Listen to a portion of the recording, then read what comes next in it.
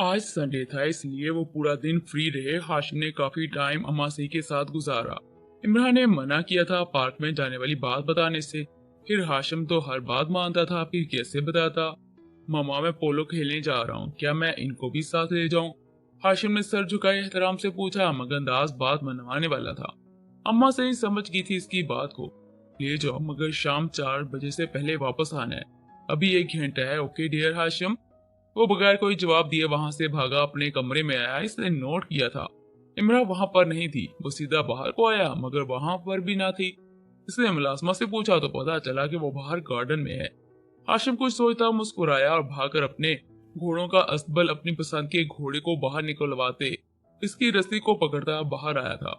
वापस गार्डन में आते इमरा के पास आया, जो बुक्स में सर देकर पढ़ रही थी। ये देखिए इमरा जी। इमरा ने सर उठाकर देखा तो घोड़ा पूरा स्याह नजर आया था। लगता तो वो भी हाशिम के साथ बच्चा ही था, मगर इमरा को देख बड़ी हंसी आई थी।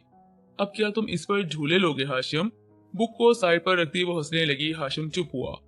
मर गए ओए हाशिम, प्लीज तुम छोटे हो, छोटों जैसे शौक रखोगे। ये घोड़ा, हाँ। वो पेट पर हाथ रखती मुसलसल हंस रही थी। हाशिम ने घोड़े की रस्सी छोड़ी। इमरान ने देखते ही पल भर में हंसी कंट्रोल किया था। हाशिम ये क्या है? घोड़े को अपनी तरफ आता देख वो भागकर इसके पीछे खड़ी हुई थी। हाशिम जरा साइड पर हुआ तो इसने पीछे से शर्ट पकड़कर इसको सामने ही रखा।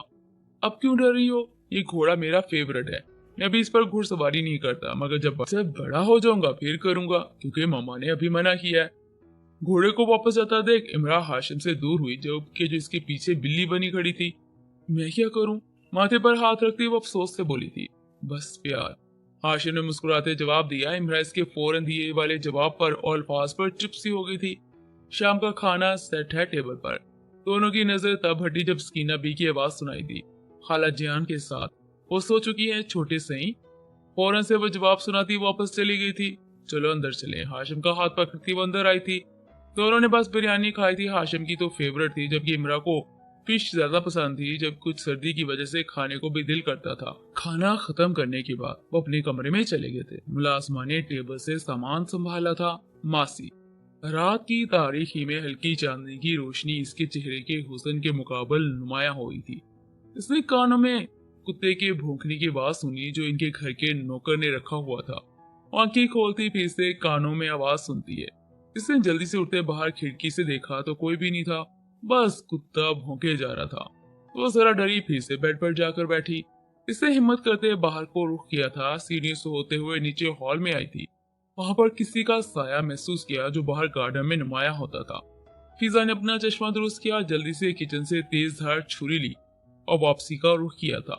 आहिस्ता से गार्डन में आती हुई इर्द गिर्द देख रही थी, जब दोनों हाथों से मजबूती से थामा हुआ था। उफ, एक तो ये कुत्ता। फिजा ने इसकी पूंछ को देखा तो भागकर छुरी वाला हाथ आगे करते इसका रुख सामने करने को कहा। गरीब चोर, इधर रुक जाओ। हाथ कांप रहे थे। सामने रुख करते शख्स को देख फिजा के होश उड़े। हाथों से छुरी खुद ब खुद नीचे घास पर जा गिरी। आप? कुत्ते की आवाज फिर से सुनते जमशेद ने कानों पर हाथ रखे थे। क्या तुम्हारे घर बस कुत्ते वेलकम करते हैं? अजीब चेहरा बनाते वो कहता। फिजा ने थोड़ी दूरी बनाई थी। नहीं, आप इस वक्त ममा सो रही हैं, अभी सुबह ये गना, अभी जाए। हिम्मत से जवाब देती वो वापस मुड़ी। जमशेद उसको जाते देखता रहा। वो वापस अपने कमरे में आई थी। जमशेद ने फिर से कुत्ते की आवाज सुनी तो नीचे गिरी हुई छुरी को उठाते इसने दूर बंधे कुत्ते की तरफ फेंकी और अंदर को चला गया। फिजा, मुझे बात करनी है तुमसे। हॉल में आया तो कोई नजर ना आया। वो आज दूसरी बार इसके घर में आया था। इसने फिजा का कमरा ढूंढते अंदर का रुख किया था। फिजा गर्दन टेढ़ी करता इर्द गिर्द देख रहा था। फिजा बेड से फौरन उठी। जमशेद को कमरे में देख, मैंने कहा ना सुबह आइएगा, अभी आप जाएं। हड़बड़ी में इसने खुद को पीछे धकेला था। रिलैक्स, चला जाऊंगा, मगर बात तो सुन लो ना। फिजा को बुरा लग रहा था, अब इस वक्त कौन सी बात करने को आया था यहाँ पर। प्लीज जाएं यहाँ से। आंखें बंद करती वो धीमी आवाज में चीखी। जमशेद के माथे पर बल पड़े। इसने फौरन से आगे बढ़कर मुंह से हाथ रखकर इसकी जुबान बंद की थी। चीखना बंद करो, आराम से बात सुनो। फिजा सोच भी नहीं सकती थी जमशेद से ऐसी उम्मीद। मुझे निकाह करना है तुमसे। ये अल्फाज है जिनको सुन फिजा ने आंखें बंद की। जमशेद जरा दूर खड़ा हुआ। अब फिजा का जवाब सुनना चाहता था। जाए यहाँ से, मुझे आपसे निकाह नहीं करना, प्लीज चले जाएं। कोई मेरी इज्जत पर हर्फ लगाना चाहते हैं। वो तो सोचता था बस कहने की देर है कि आगे से हाँ में जवाब आएगा, मगर यहाँ पर तो सब मुख्तलिफ हो गया था। ठीक है, मगर निकाह जमशेद दुरानी से होगा, याद रखना। सुर्खी माइल आंखों से कहते वो कमरे का दरवाजा पटक कर मारता बाहर निकला था। फिजा नीचे झुकती, फर्श पर बैठती, दोनों हाथों को मुंह पर रखती, हर अल्फाज का गला घूंट रही थी। वो खुद भी नहीं जानती थी इनकार की वजह। शायद वो शख्स की दूसरी मोहब्बत नहीं बनना चाहती थी। मगर अगर मेरी पहली मोहब्बत होती तो वो आज निकाह की बात ही ना करता। क्या बनाया जा रहा है जानम? पीछे से आते जवेद फाइजा को हक करते पूछा। वो किचन में शाम का खाना बना रही थी। तभी जवेद किचन में आ पहुंचा। पहले भी बता चुकी हूँ, क्या फिर से बताऊं? खिसकाते वो खुद को आजाद करवाती है। क्या बता चुकी हो तुम जानम? सवालिया नजरें बनाए जवेद ने पूछा था। पहले दिन तो बड़ी उर्दू में आप कहते थे, अब आगे हो ना तुम पर। जवेद ने लब दांतों तले दबाया और फिर से हक कर लिया। ओके जी, आपने क्या बनाया है जानम? जवेद के अल्फाज मुंह में ही थे जब फायदा ने कढ़ाई से प्लेट हटाई और जवेद के होश उड़ा दिए। भिंडी बनाई है सिर्फ आपके लिए। फायजा के कंधे पर सर रखा था जवेद ने, मगर सामने वाले मंजर को देखते वो फौरन से दूर हुआ था। पूरे बर्तन की भिंडी पानी में तैर रही थी। वैसे तो लंदन में मेरे मुंह को आती हो, क्या इतना भी नहीं पता कि भिंडी में पानी नहीं डालते? फायजा को देखते वो जरा सख्ती से बोला, अब इतनी भी बच्ची नहीं थी कि पानी डाल देती अंदर। तो मत खाना। जल्दी से चूल्हे को बंद करती वो वहां से भागी थी। जवेद ने मुलाजमा से कहकर कुछ नया बनाने को कहा था। उसे मैं किया तो इसको बता देता कि भिंडी कैसे बनाते हैं। दुनिया हर चीज सीख लेती है यूट्यूब से, पर तुम भी तो सीख लेती अगर नहीं आती थी। जवेद ने कमरे में आते इसको बेड पर बैठते देखते बोला। फायजा फौरन से उठी, बाहर को जाने लगी। जवेद ने बाजू से पकड़कर रुख अपनी तरफ किया। अच्छा जानम, सॉरी। माथे के साथ माथा जोड़ते आंखें बंद करते बोला था। It's okay. फौरन से फोन की आवाज पर वो दोनों अलग हुए। फायदा ने टेबल से फोन उठाया तो फिजा की कॉल आ रही थी। आप ही प्लीज जल्दी घर आए, मामा की तबीयत नहीं ठीक, पता नहीं वो गिर पड़ी है किचन में। बच्चे रोए मत, मैं अभी आती हूँ, तुम बस मामा के पास रहो और पानी पिलाने की कोशिश करो, इनको होश आ जाएगा। फायजा ने जल्दी से कॉल काटी और जवेद को सारी बात बताई। जवेद ने फायजा को अब घर ले जाने का सोचा था। वो घर आ चुके थे। बीबी शूट कर जाने की वजह से वो बेहोश हुई थी, मगर वो फिर भी इनको हॉस्पिटल ले गए थे। जमशेद भी इनके पास चला आया था। यहाँ पर सादिया बीबी थी। फायजा फिजा के पास ही बैठी रही। डॉक्टर अभी चेकअप कर बाहर ही निकला था जब वापस नर्स ने बुला लिया था। पेशेंट की हालत बहुत खराब है, डॉक्टर इनको सांस का मसला हो रहा है। वो जो डॉक्टर को बाहर देखकर जरा तसल्ली मिली, अब वो भी न रही। ये सुन के डॉक्टर वापस चला गया। 5 मिनट बाद वो वापस बाहर आया था। मम्मा कैसी है? फायजा ने खुद ही डॉक्टर से पूछा। जमशेद और जवेद दीवार के साथ दूर खड़े थे। सॉरी, ब्लड शुगर में ज्यादा डिप्रेशन की वजह से हार्ट अटैक हुआ है। Again sorry. डॉक्टर तो कहकर चला गया, मगर अब वो इन दोनों बहनों में कुछ कहने सुनने की हिम्मत जवाब देगी थी। फिजा तो फौरन अंदर को भागी थी। कोई अपना हाल छोड़ा था इसने जो बना लिया था। फायजा इसके पीछे जाते इसको संभाला था। हाशिम बेड पर लेटा इमरा को मुसलसल देखे जा रहा था। जिसका रुख इसकी तरफ था वो सोफे पर लेटी आंखें बंद करने की सोने की जदोजहद में थी। इमरा जी, क्या आप सो गई हैं? हाशिम ने दबी दबी आवाज में कहा, मगर इमरा ने सुन लिया था। नहीं मेरे बर्गर, आंखें खोलते हुए जवाब देती है। आज आप मेरे पास लेट जाएं प्लीज। इमरा ने आंखें छोटी की इसके सवाल पर। क्यों? वो अभी तक वहीं पर लेटी सवाल जवाब कर रही थी। आप चली जाएंगी ना वापस, इसीलिए कह रहा हूँ। मैं पक्का इस दिन की तरह कुछ भी नहीं करूंगा, पक्का। दिल की बातें होंठों पर आई। इमरा ने इसकी मान ही ली थी, उठते बेड पर आकर लेट गई थी। थैंक्स इमरा जी। आंखें बस इमरा को देखे जा रही थी। दोनों का चेहरा आमने सामने था। हाशिम को खुश देख वो जरा मुस्कुराई थी। एक बात पूछो इमरा जी। हाशिम ने इमरा की ब्राउन आंखों के अंदर झांक कर अपना सुकून तलाश किया था। मेरे बड़े हो जाने पर मुझसे भी इश्क करेंगी ना? चुप करो और सो जाओ। गाल को थपती देती वह इमरा ने आंखें बंद की थी। जब मैं ना बड़ा हो जाऊंगा तब आपको घुड़सवारी, स्टिकिंग, इश्क सिखाऊंगा इमरा जी। हाशिम ने दिल में कहा था। अगर इमरा को पता चलता तो वो नाराज होती, उठ जाती, इसलिए ये अल्फाज वही जानता था। आप बहुत अच्छी बच्ची हैं इमरा जी। इमरा के होंठों पर मुस्कुराहट बिखरी। हाशिम को इसको बच्ची कहना। ओके जी मेरे बर्गर। इमरा को मुस्कुराता देख हाशिम ने बेसाख्ता हाथ इसके चेहरे पर किया था। मगर जब मैं बड़ा लड़का बन जाऊंगा ना तब आप बूढ़ी हो जाओगी ना? इमरा की हंसी कंट्रोल से बाहर थी। क्यों, क्या फिर इश्क नहीं करोगी मुझसे? हाशिम जल्दी से ऊपर होते इमरा के माथे पर बोसा देता। वापस अपनी पोजीशन में आया था जबकि वो जरा फासले पर लेटा था। इश्क करूंगा, बिल्कुल इश्क, जैसा कि मैं सिर्फ आपसे और हमेशा इमरा जी। बस इतना ही कहना था हाशिम ने। वो फौरन से आंखें बंद करता नींद में गुमसुम सा हुआ था, मगर इमरा की इसके अल्फाज अभी तक दोहरा रही थी जहन में। मासी, ताबिश बी को फोत हुए 2 दिन गुजर चुके थे। फिजा फायजा इसके पास ही रही थी। इसने कई बार इसरार किया कि मेरे साथ चलो। फिजा इनकार कर देती। वो खुद भी तो हवेली से ज्यादा दिन बाहर नहीं रह सकती थी। आखिर जाना वापस जाना था, जवेद के घर ही जाना था। शुक्र है सो गई। फिजा के पास से उठते फायजा ने जूते डालते कहा। वो बड़ी मुश्किल से सोई थी। सादिया भी इनके साथ एक ही कमरे में थी। वो खुद अधेड़ उम्र हो जाने की वजह से ज्यादा नहीं जाग सकती थी, इसलिए वो भी इनके पास सो गई थी। जवेद ने पता नहीं खाना खाया होगा कि भी नहीं। खुद कलामी करती वो बाहर निकली, क्योंकि वो इन दिनों अपनी रूटीन से हट चुके थे। फायजा ने बस थोड़ी देर के लिए फिजा को अकेले छोड़ा। जवेद के कमरे में आई। आप अभी तक सोए नहीं जवेद? सामने चक्कर काटते जवेद को देख फायजा ने फिक्रमंदी से पूछा था। फायजा, जवेद ने इसको देखते भागते पास आते अपने सीने में छुपाया, जैसे वो फिक्र में था। इसको सामने देखते जाहिर की। क्या हुआ आपको जवेद? सर उठाती वह जवेद से पूछती है। तुम्हारी फिक्र है बस। सर पर हाथ रखते हुए दोबारा से खुद में कैद करता। और क्यों? इसे भी अपने बाजू में जवेद के गिर किए थे। तुम परेशान मत हो, मैं सब देख लूंगा। हम फायजा को अपने साथ घर ले जाएंगे। वो घर भी तो इसी का है ना? बालों में शिद्दत से लम्स देता वो मोहब्बत से बोला था। फायदा को अच्छा लग रहा था जवेद का फिक्र करना। चुप करके यहाँ पर बैठे, मैं खाना लेकर आती हूँ। खुद ही को अलग करती वो बोली। जवेद को बेड पर बैठने के बाद वो खाना लेने चलेगी थी। इसको पता था कि जवेद ने कुछ नहीं खाया होगा, और है भी ऐसा ही था। किचन ऊपर वाले पोर्शन में ही था, इसलिए हॉल के नीचे नहीं जाने की जरूरत पेश आई थी। किचन में आने के बाद इसने खाना सेट किया, मगर तभी अचानक लाइट चली गई। सबके सोने की वजह से किसी को पता नहीं था, मगर जवेद ने फायदा को अकेले किचन में सोते खुद अपना रुख बाहर को किया था। इसको भी अभी जाना था। फायजा ने खाने का ट्रे वहीं छोड़ा और आहिस्ता रास्ते से पहचानते हुए चलने लगी थी। किसी को फोन यूज करता देख फायजा ने जवेद समझा, तो यही ख्याल आती इसके पास आई।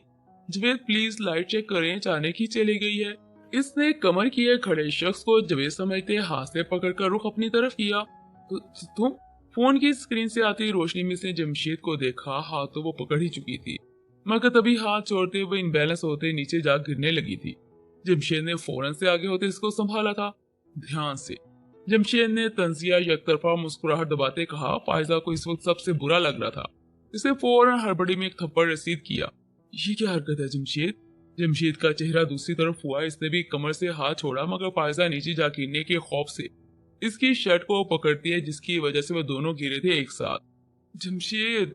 पूरे हॉल की खामोशी को जवेद की आवाज ने तोड़ा था। वो तो ये सोचकर ही कमरे से बाहर आया था कि फायजा डर गई होगी, मगर सीढ़ियों के करीब ये मंजर देख खून की आग लगी थी। सॉरी, जमशेद ने जल्दी से खड़े होते कहा। वो खुद भी नहीं जानता था ये सब कैसे हुआ। वो जरा दूर खड़ा हुआ था। फायजा जल्दी से उठती जवेद के पास चली आई थी। जवेद, आप गलत सोच। फायजा के अल्फाज वहीं पर रुके जब जवेद की आंखों में खूनी गुस्सा देखा। वो एक नजर फायजा को देखते सीधा जमशेद के पास आया, मगर तभी लाइट दोबारा से आई थी। मैं सब कुछ बर्दाश्त कर सकता हूँ जमशेद, मगर ये कभी नहीं। जवेद ने सीधा जमशेद के मुंह पर पंच मार दिए थे। वो चीख भी तो रहा था जैसे इसके तन मन धन में अब एक ही मंजर आग लगा गया था। बस भाई, मैंने कुछ गलत नहीं किया, पहले इनसे पूछ तो ले।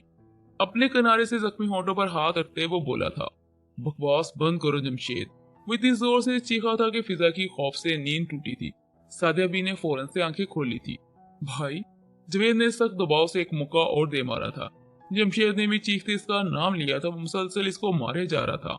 आप अपनी बेगम से पूछ लें अगर मैंने कुछ गलत किया हो तो। जमशेद ने रुख फायजा की तरफ किया। जवेद को गुस्सा दिला रहा था। जमशेद, आप बता क्यों नहीं रही कुछ कि मैंने कुछ गलत नहीं किया?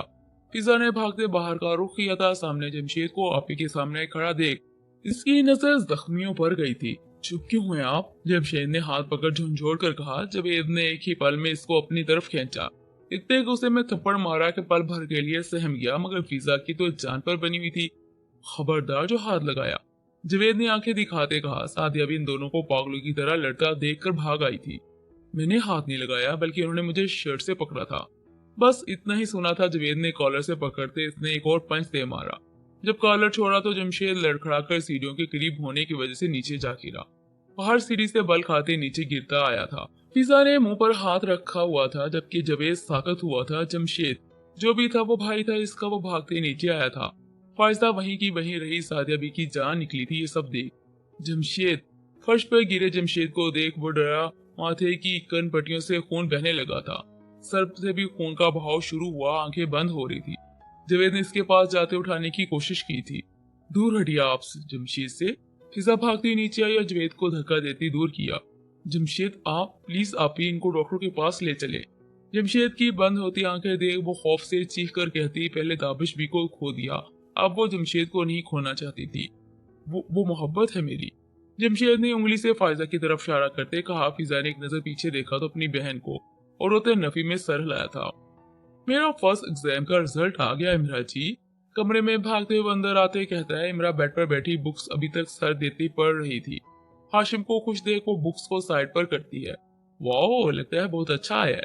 इमरान ने उठते अपने कंधों पर दुपट्टा सीधा किया था। ऐसे कैसे आपको पता चल गया? सवाल की नजरें बनाए वो इमरान के पास आया था। मुझे तो तुम्हारी खुशी से पता चला। अच्छा फिर तुम बता दो। वो दोनों आमने सामने खड़े थे। हाशिम ने कुछ सोचते जवाब दिया था, नहीं पहले मुझे किस करे जहां पर थप्पड़ मारा था, फिर रिजल्ट बताऊंगा। अपनी डिमांड पेश करता वो सीने पर हाथ बांधे इमरा को मुसलसल देखे जा रहा था। पहले मेरी हर बात मानते थे, अब मनवाते हो, मुझे पता है अच्छा ही होगा रिजल्ट। वो वापसी को मुड़ी थी। हाशिम जल्दी से सामने खड़ा हुआ। आप नहीं करेंगी? मासूम सी शक्ल बनाई थी हाशिम ने। जब बड़े हो जाओगे तब करूंगी, अब जाओ। नहीं, मैं बड़ा होऊंगा, पूरे 12 साल का हूँ, आप मेरी वाइफ है, मैं जो कहूंगा आप वही करेंगी। अजीब ही अंदाज था। जैसे इमरा का इनकार करना हाशिम को जी जान पर बुरा लगा था। मैंने पहले भी कहा था तुम ऐसी बातें नहीं करोगे, तो बात मानते क्यों नहीं? इमरान ने माथे पर बल डालते देखते कहा था, आप मुझे हर्ट कर रही हैं। ये एकदम आंखें नम हुई थी। इमरा के गुस्से को देख कर वो पीछे को भागते कमरे से बाहर चला गया था। इमरा को ये लड़का समझ में नहीं आता था, कभी हर बात मानना और कभी जिद लगानी। हाशिम नाराज होते अपने मामा के कमरे में चला गया था। इमरान ने टाइम नोट किया तो 10 बज रहे थे। वो कमरे से बाहर जाने लगी थी। फोन रिंग सुनी। इसने वापस मेज पर आते फोन कॉल रिसीव की थी। देखो इमरान, जल्दी से वापस आओ, तुम्हारे पापा की तबीयत ठीक नहीं है, मैं कुछ भी नहीं सुनूंगी। मगर मामा पापा को क्या हुआ है? इमरान ने फौरन से तड़प कर पूछा था। मुझे कुछ नहीं पता, अगर आना है तो आ जाओ वरना वहीं पर हो। फौरन से जवाब सुनाती वो कॉल कट कर देती है। इमरा पर तो बम फोड़ा था तस्मिया बी ने। कितनी बेवकूफ हो तुम इमरा, मगर बहुत जल्द मुलाकात होगी, आखिर मैंने जो बुलवा लिया है। तस्मिया बी शैतानी मुस्कुराहट से मुस्कुराती कहती, कमरे में बैठी शख्सियत को देख फिर मुकाबले से भी ऐसा रद्द अमल मिला। बाबा को प्लीज कुछ मत हो, प्लीज अल्लाह जान। वो फौरन से कमरे से बाहर भागी थी। मासे के कमरे में भागती आई। खाला जान, पापा की तबीयत ठीक नहीं है, प्लीज मुझे जाने दे वापस। हाशिम इसके कमरे में आते पहले लफ्जों पर चौंका। वो दोनों खिड़की से बाहर देखते बातें कर रहे थे, जहाँ से स्नो फॉलिंग नजर आ रही थी। मगर इमरा के आने पर अम्मा सही ने व्हील चेयर इसकी तरफ की थी। ये खबर किसने दी तुम्हें? अम्मा सही ने शक्की नजरों से पूछा, जैसे इसको यकीन ही ना आ रहा। मामा ने अभी बताया। इमरा फौरन इनके कदमों में जाकर बैठी। हाशिम को यकीन था कि अब वो चली जाएगी। पता तो अब चला था कि 2 हफ्ते की इसने रोके रखा था इमरा को। रोए मत, अल्लाह सब ठीक करेगा। इमरा को सर झुकाता देख उन्होंने सर पर हाथ रखते सहारा दिया। हाशिम आहिस्ता से कमरे से बाहर भाग गया था। इमरान ने इसको जाते तक ना देखा था, मगर अम्मा सही ने ये नोट कर लिया था। मैं सकीना अभी से कह देती हूँ तुम्हारे जाने की तैयारी करे, उठो नीचे से, ऐसे नहीं बैठते।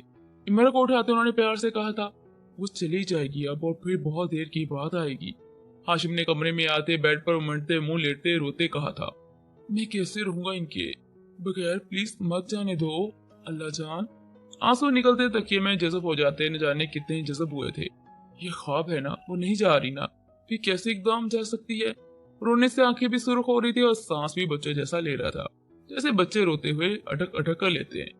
जैसे तैसे रात की फ्लाइट का टाइम मिला। बाबा का सुन ये भी होश ना रही कि हाशिम किस साल में होगा। वो एक आखिरी मुलाकात करने भी इस कमरे में ना गई। वो रोते रोते ही सो चुका था। इमरान ने करीब जाते हाशिम के पास बैठते इसको एक नजर गौर से देखा जो नींद में था। सॉरी हाशिम, मैं मिल भी नहीं रही। वो इसे नींद से बेदार ना करती, माथे पर झुककर बोसा देती और ये लम्हा सबसे हसीन था। मेरा क्यूट बर्गर, बस जल्दी ही बड़ा हो जाओ। कंफर्ट को सीधा करते हुए नजर जी भर कर देखती है। आपकी फ्लाइट का टाइम हो रहा है छोटी सही।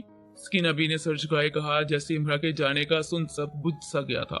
मेरी खाला जान से मिलना चाहती हूँ। वो कहती है कि आखिर नजर हाशिम को देखती है। दिल तो किया उठा ले नींद से, मगर वो कैसे इसकी आंखों के सामने जा सकती थी। बाबा से आगे तो कुछ नहीं था। मुलाजमा के साथ कमरे से बाहर निकल गई। वो अम्मा सही के कमरे में गई थी।